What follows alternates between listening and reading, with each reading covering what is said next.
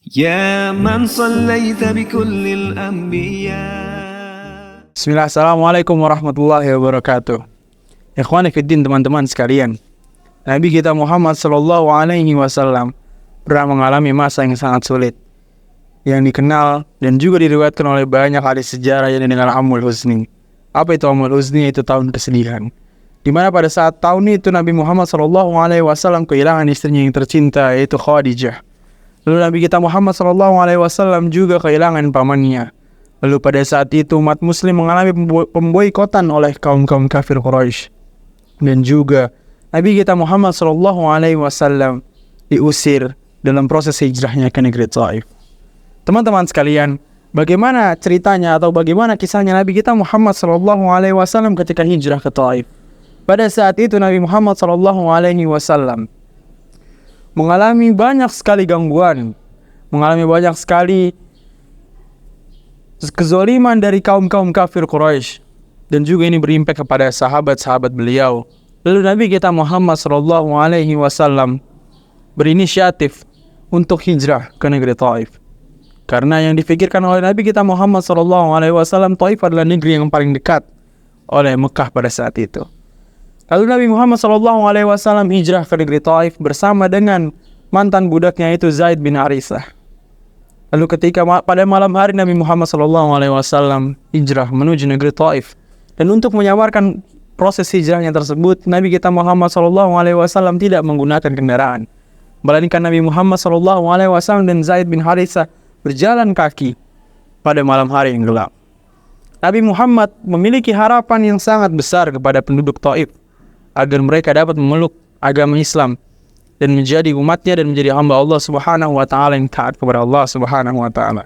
Lalu sesampainya di negeri Taif, Nabi Muhammad sallallahu alaihi wasallam bertemu dengan tiga pemuka atau pemimpin negeri Taif tersebut.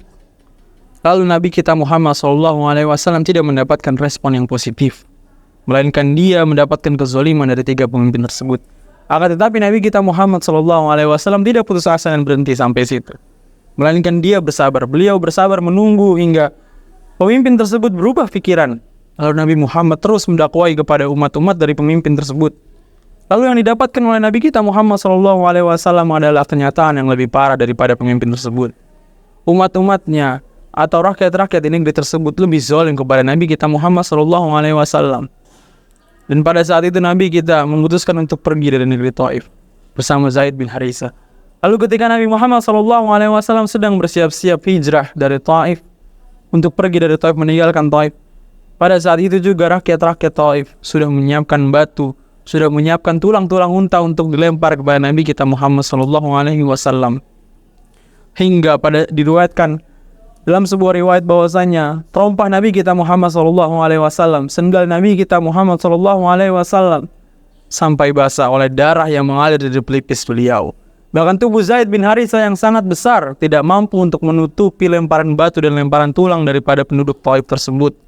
Hingga Jibril tidak rela dan datang kepada Nabi kita, "Ya Muhammad, engkau pilih gunung mana, engkau pilih bukit mana yang paling besar di negeri Taif ini, maka aku lemparkan kepada mereka dan mereka rata dengan tanah."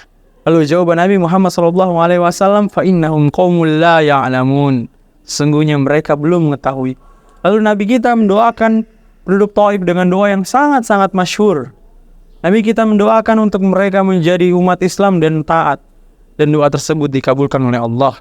Dan kita bisa lihat pada saat ini 100% penduduk negeri Taif ialah umat Islam. Barakallahu fiikum.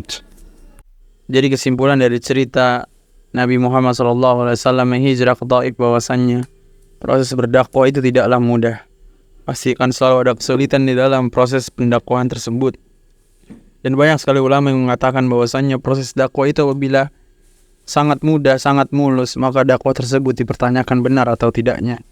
Kita dapat mencontoh Nabi Muhammad SAW, orang yang bawa risalah langsung dari Allah Subhanahu wa taala, orang yang paling mulia, yang paling memahami ilmu Islam sepaham-pahamnya, memiliki banyak sekali kesulitan dan kendala ketika proses hijrahnya. Tapi Nabi Muhammad SAW tidak menyimpan dendam, tidak menjadikan kesulitan itu halangan untuk beliau berdakwah. Akan tetapi beliau mendoakan doa yang sangat luar biasa, yang bahkan manfaatnya bisa kita rasakan sampai saat ini. yaitu penduduk Taif seluruhannya menjadi umat muslim.